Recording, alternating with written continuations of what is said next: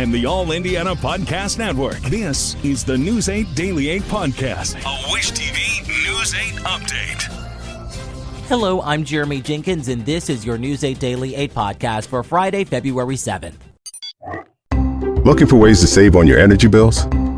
AES Indiana has you covered. From smart thermostats to home energy assessments, we offer simple solutions to keep your home comfortable and your costs down. AES can help you save money and energy with kits, tips, rebates, and more. Visit aesindiana.com/ways to save to learn more about how we can help you save money.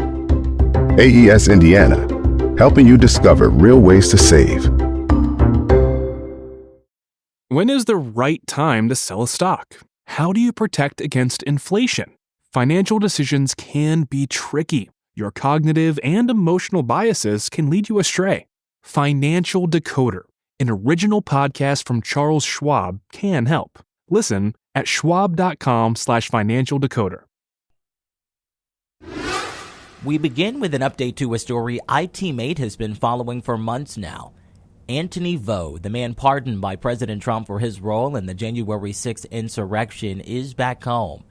iTeammate's Tim Spears reports. Anthony Vo was prosecuted as a nonviolent participant in the Capitol riot. He refused to serve his prison sentence, escaping to Canada to seek asylum. Canadian authorities arrested Anthony and banned him from the country for a year. Now he's back home, along with some 1,500 other pardoned January 6th defendants.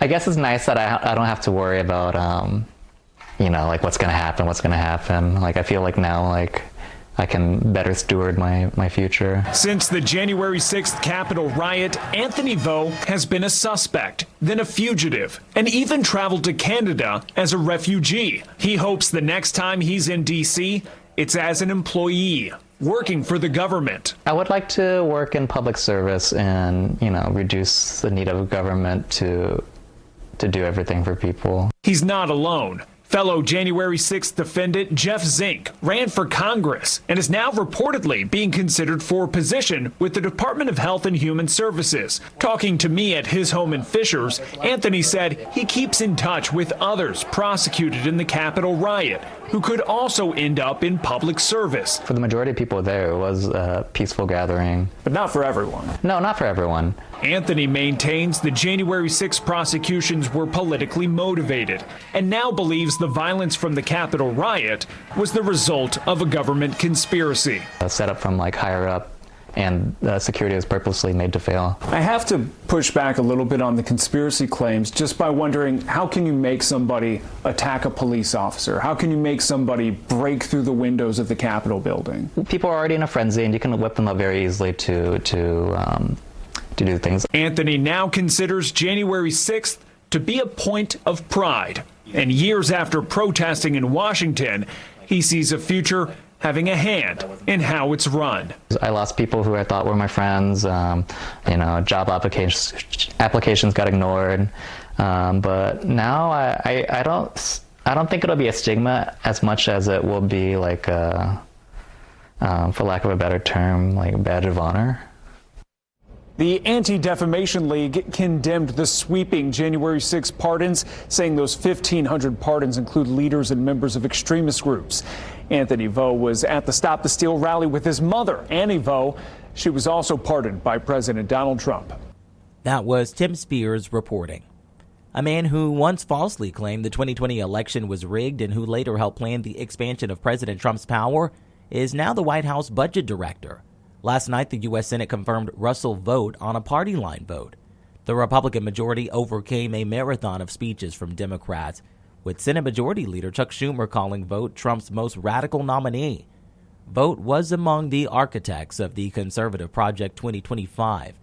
He has also been an outspoken advocate of Christian nationalism, the idea that the federal government should be infused with Christianity.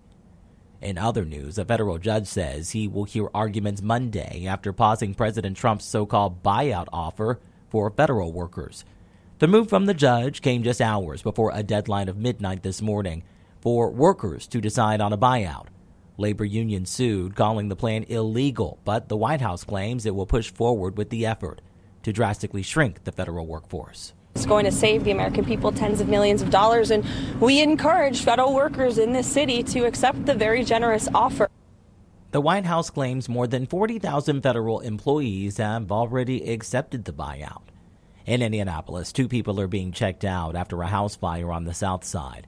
Fire crews were called just after 2:30 this morning to a home on Garfield Drive near Shelby Street. A firefighter on scene tells News 8 the fire was largely confined to the basement of the home. He says one person was helped from the porch and that firefighters rescued a second person who had climbed out a second-story window from the top of the house.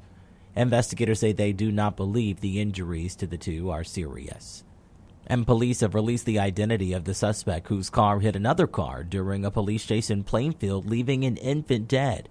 Police say Sidoni Pettis was behind the wheel of a car that crashed into another vehicle at US 40 and Ronald Reagan Parkway on Wednesday. A 2-month-old girl in the car that was hit died and a 3-year-old was injured. That's according to a Facebook post from a company that says it employs the man who was driving the car. Avon police tell News 8 the crash happened less than 30 seconds after Avon police began pursuing Pettis' car. Investigators say they are conducting an internal review to determine if officers followed state guidelines for police chases. Let's talk sports. A disappointing season leads to a possible change for the Hoosiers men's basketball program. ESPN is reporting that Mike Woodson is not expected to return as head coach next season. The report says Woodson and IU are in talks about his exit, though he is expected to coach the rest of this season. The former IU star player took over his alma mater in 2021, leading the Hoosiers to back-to-back NCAA tournament appearances. But they missed the tournament last season, and IU has struggled in the Big Ten this year, losing 6 of its last 7. There has been no comment so far from Woodson or the university. When it comes to the weather, a change of scenery as we head into the weekend. Storm Track 8 says it will be mostly sunny with seasonably cooler conditions. Meteorologist Tara Hastings has your News 8 Daily 8 forecast. We've got temperatures right around normal for this time of year, but cooler than what we had yesterday. We're also going to be talking about a brighter day today. So enjoy it here. At least we'll see some sunshine compared to that gloomy day we saw yesterday. Here is a live look outside our Speedway camera, and we've got a temp right now of 31 degrees. A little bit of cloud cover rolling through right now. Very light winds in general. We've got high pressure nearby, and that is keeping us very quiet. We're at 26 degrees right now in Lebanon, 30 in Greenwood, 29 in Greenfield, 28 in Richmond, and Crawfordsville coming in right now at about 25 degrees. We've got a little bit of cloud cover across parts of central Indiana right now, and especially in the northern part of the states as well. But we're watching a system that's going to develop here across parts of the southern U.S. and then move in here for the weekend, and that will bring us a chance of some rain, maybe even a little bit of some light mixed precipitation as well. Temperatures will climb into the mid-30s by 1 o'clock, and we'll see highs today into the upper 30s, right around that 40-degree mark, again, which is seasonable for today. We are going to look for temperatures to warm up a little bit for tomorrow. We'll track the rain and any freezing precipitation we will have all coming up in my 7-day forecast. To get a peek at Tara's full forecast, just head over to wishtv.com, or you can download the Wish TV Storm Track 8 app.